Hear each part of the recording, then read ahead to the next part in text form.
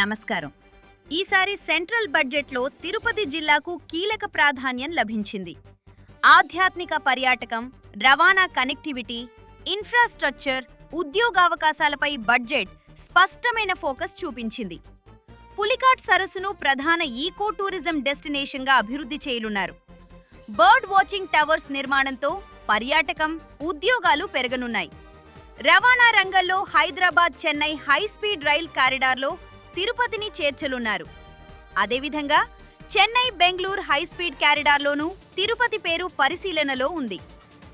ఆలయ నగరాలను ఎకోనామిక్ రీజియన్స్గా మార్చే జాతీయ ప్రణాళికలో తిరుపతికి ప్రత్యేక స్థానం లభించింది. దీంతో వసతి, రోడ్లు, సివిక్ సదుపాయాలు మెరుగవుతాయి. ఎలక్ట్రానిక్స్ రంగానికి 40,000 కోట్ల రూపాయలు కేటాయింపు శ్రీ సిటీ, రేణిగుంట పరిసరాల్లో ఉద్యోగాలకు పెద్ద బూస్ట్ అవుతుంది. సోలార్ ప్యానెల్స్ పై డ్యూటీ తగ్గింపుతో రిన్యూవబుల్ ఎనర్జీ వినియోగం పెరగనుంది. మొత్తంగా చూస్తే ఈ బడ్జెట్ తిరుపతిని డిమాండ్ సిటీ నుంచి డెవలప్మెంట్ సిటీగా మార్చే బలమైన సంకేతం.